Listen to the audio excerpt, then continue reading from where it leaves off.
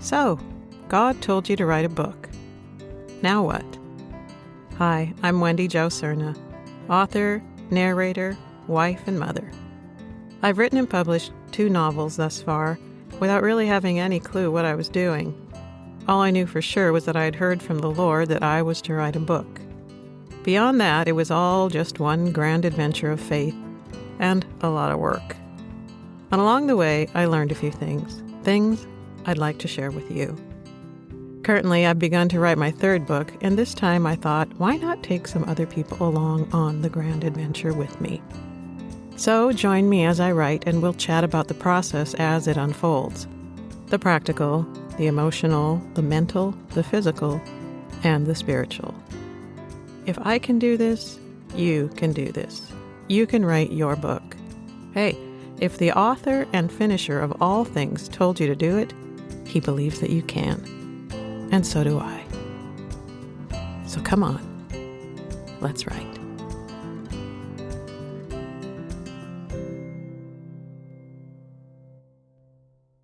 Hello, fellow authors, and welcome to the first episode of So God Told You to Write a Book. Now what? I'm Wendy Jo Cerna, your hostess and fellow author. I know for some of you, being called author might feel a little uncomfortable, but that's what I'm going to call you because that's what I believe you are. If you're on this journey with me, God has called you to write a book. I know for me, even after I published my first novel and someone came up to me and said, "Congratulations, author," I felt a little uncomfortable being called an author. Kind of silly, but that's true. It wasn't until after I'd published the 2nd book that I thought, well, by golly, I guess I am an author. So from now on, that's how I will greet you. Today, I'd like to talk a little bit about how I started this journey. Yes, I am in the process of writing the 3rd book, and we will talk about that because it is a process with lots of ups and downs and ins and outs, and we'll get to that. But today, I thought I'd give you a little background of where it all started for me. Just to let you know who I am a little bit, I am a 61-year-old Caucasian suburban housewife who's been married to the same man since 1986, has raised 3 children who are now functioning adults, and I have helped with our business. We have a contracting business. I did everything from laying sod in the early days to doing book work, but mostly I'm free from those duties these days and have a little more space in my life to pursue things that I've always wanted to do. And this is actually one of them, podcasting. So even as I had no idea what I was doing writing a book, I don't know how to do a podcast either, but hey, we're going to give it a whirl. So you can learn along with me with the bumps and bruises of being a first-time podcaster as well. So in January of 2015, on the 16th day of that month, I know because it's my eldest's birthday, I was sitting with the Lord, and that's my habit in the morning. I pray and I read the Word and I journal and whatever else is on the agenda for that morning. And I was sort of bemoaning the fact that my children were all leaving the nest, which is exactly what they're supposed to do, right? But I was feeling a little lonely, like that sort of career was coming to well, not a conclusion, certainly, because we always mother, as you mothers know, but definitely the season of my active involvement on a day-to-day basis in their lives was coming to a close. So I was asking the Lord, what next? I've got time on my hands. I've got energy on my hands. I am young still and full of sap and vim and vigor, as they say in the Word. And I want to know what's next. And I heard the Lord say, well, what do you want to do? And I said, well, I want to do what you want me to do. Just tell me what to do and I'll do it. And he said, no, I want you to do what you want to do. It was as if he was saying, we've walked together long enough. I trust you. And I've put into your heart things that are there for a reason that maybe haven't come out yet. So then I had to say, well, what do I want to do? As a young child, I had lots of dreams, and big ideas about what I wanted to do with my life. Growing up in Minnesota, of course, I was going to be an Olympic ice skater at one point, but we had no even indoor ice arena at that time. I just went up to the local park where they put a hose out on the field and voila, skating rink. And we skated a lot and we loved it, but I was by no means going to be an Olympic ice skater, but I dreamed of those things. Then I was going to be an Olympic gymnast. The problem being that A, I'm not that courageous, and B, I was 5'7" in 8th grade. So I sort of outgrew that rather quickly, but still loved the sport through all my high school career. And then in college, I was going to be an actress. I got my undergrad degree at the University of Washington in theater arts. But that is sort of where my life shifted in a lot of ways. And I never really pursued that career. So when I'm now in my mid-50s and the Lord is asking, what do you want to do? It had been so long since anyone even asked me that I really didn't know. So I spent some time contemplating that, and it took me a while to write out in one succinct line, I want to do something creative that binds up the brokenhearted and sets captives free. Now that was a very broad stroke. Something creative. Could have been anything. But that's where my heart was. I also went back in my 40s and got my master's degree in psychology, did some counseling, did some group therapy kind of work in the context of the church. So I had a heart for those who are struggling in life, who you see so much trauma and tragedy and pain and people functioning, but sometimes with shackles on, right? So something creative, that early part of my life where I loved the theater, I loved the arts, I loved dance, I love music, I love all those things, and I enjoyed them throughout the decades of raising my children, of course, but I wasn't actively participating in them so much. So something creative that binds up the brokenhearted and sets captives free, combining those two passions of my heart, of the arts and the brokenhearted. But again, very broad strokes, not knowing where to sort of set my foot on that. But it settled me in a place of, I am going to keep my eyes open, my ears open, my spirit open to where that leads me. So, January 16th, 2015, sitting with the Lord, just journaling, doing my normal, everyday thing. And I hear clear as a bell, not an audible voice, but a voice in my head that was so other than anything I'd ever thought before that I knew it was the Holy Spirit. And he said to me, there is a baby catcher gate in heaven. Excuse me? What? Huh? Okay, I wrote down the sentence. I read it several times. And I've, walked with the Lord long enough to know that if he tells you something like that, he has something in mind, right? So I contemplated for a while and I said, well, thank you very much for that very interesting tidbit, but what do you want me to do with it? And I heard immediately and just as clearly, I want you to write a book. Okay, well, fantastic. Okay, write a book. Well, that ought to be interesting because A, never written a book, and B, I don't know what you're talking about. A baby catcher gate in heaven? So I did what, every spiritually mature person does. I went to Google and said, baby catcher, what's a baby catcher? And I found out, unbeknownst to me, that that's what midwives or OBGYNs, anyone who's in the business or industry of delivering babies, will call themselves a baby catcher. So that was interesting. Started to sort of broaden my mind. What is a baby catcher gate in heaven? What is that? I don't know what you're talking about, Lord. I don't know how to write a book. And he says, well, I have, and I do. I have written a book, and I do know what I'm talking about. The #1 bestseller of all times. That's the book he's written. And he does know what he's talking about. So at that point, it begins a journey of just saying yes.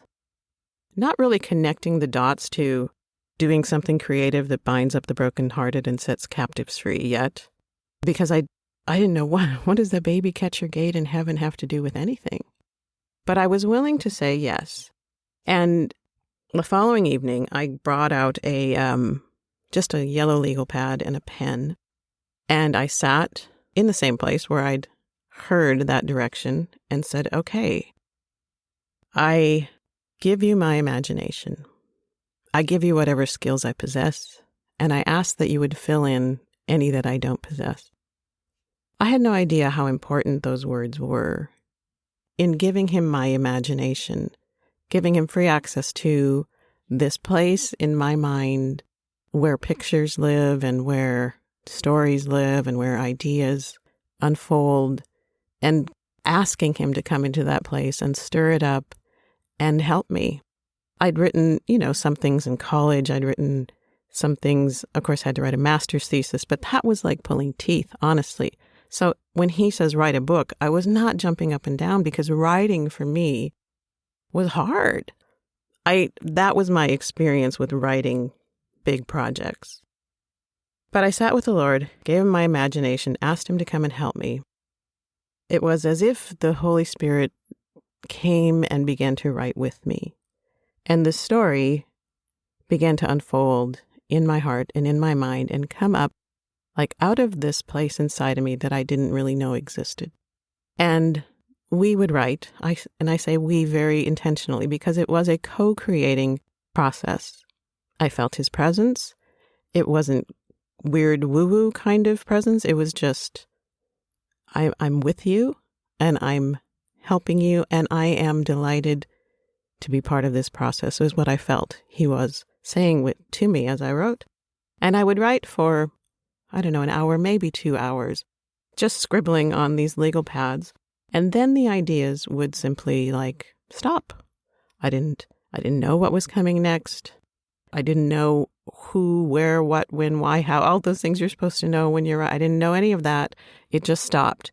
And okay, we're done for the night. But every time I would come back the next night, I wasn't super disciplined in my writing because I didn't know where this was going to go, right? So I would come back the next time with my legal pad and my pen, and I would pray again. I give you my imagination. I give you my gifts. Please fill in any of the blank spots. Ready, go. And again, he would meet me there. And every time, I didn't know if he would, honestly, he's so faithful, but this was all sort of new to me. I didn't know, would I have those ideas again? Would the story continue? How do you do this? And every time he would meet me there, and every time the story would continue. And it was like reading a novel and writing a novel at the same time. And that took, about 5 months before I had what I felt like was a full storyline. I knew it wasn't a complete novel or book yet, but there was a full storyline there that was completely surprising to me. The baby catcher gate in heaven, it all unfolded in a way. So I don't know, maybe you're a very organized person with great foresight, and I appreciate that, and I am in awe, actually, of authors who have these outlines and they know where the chapters are and they can put them on a flow chart and move them around depending upon what seems good to them and where they want to write next. They can write a chapter 14 even though they haven't finished chapter 2. Not that way for me. It might be the way you do it. I don't know, and that's fine. Everybody has a way. For me, I feel like I just kind of run wildly into the night and hope that the path remains clear in front of me. I just keep going. And the thoughts just keep coming. The ideas, the pictures, they keep coming and then they stop. And that was the process that began The Baby Catcher Gate, my first book. The second book was similar, but I knew a few more things at that time, but it was still very much a co-creating process with Father, with the Holy Spirit, the Spirit of Jesus active and living in me in this very sort of Wendy Jo sort of way that is unique to my DNA, unique to my upbringing, unique to my voice and my skill set. If he'd have told someone else, there's a baby catcher gate in heaven and I want you to write a book about it, I'm sure it would look completely different, entirely different than the book that came up out of me with that same prompt. So, yeah, that's where it all began. Me being an author, me learning to write with the author and the finisher, by the way. And we'll talk more about, okay, so you've got the first draft. Then it's a whole nother journey of learning editing. What are the types of editing? Where do I go to find an editor? How much does it cost to have an editor? Do I really need to do that editing, copy editing, all that? And the journey of formatting and the journey of design for a cover and the journey of where do I publish? Do I do that traditionally? Do I go self-publish? All those kinds of things. That was still way ahead of me, way in front of me. But the initial phase of that, what I now call creative regurgitation, where there's something inside of you that needs to come out and get out, and you'll feel much better when it does, but it's kind of a mess. That initial phase was what took those first 5 months. And I honestly didn't know, is this book for anyone else but me? Maybe this whole experience was just for me to get to know my creator creatively. I didn't really know. I had so enjoyed the journey. It was so other, so different from writing a technical psychology thesis or any other paper I'd ever written. It was so enjoyable. Yeah, yes, it was work. Yes, my mind had to function. My hands had to function. I had to think of words. I had to say, is that sentence structure right? Is that what? How do you spell that? All that. Yes, I had to do all those things, but it was an enjoyable journey. And so I just want to share that with you to say this is where I all started with this. So now, writing a second book, writing a third book is because it's not some arduous, hard task. It's a place that to me, I don't know how to describe this except to say it's like a heavenly portal. Like I step into this space and something opens up above me and inside of me, and it flows up and down, up and down, up and down. And I surrender and he gives back, and I give to him and he gives back, and it's this back and forth and up and down.